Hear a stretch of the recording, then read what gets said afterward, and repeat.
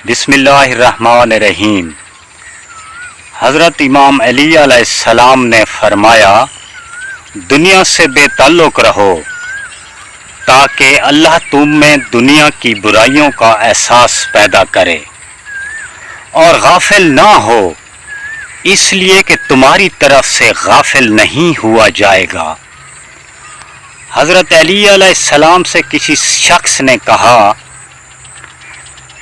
अगर किसी शख्स को घर में छोड़कर उसका दरवाज़ा बंद कर दिया जाए तो उसकी रोज़ी किधर से आएगी?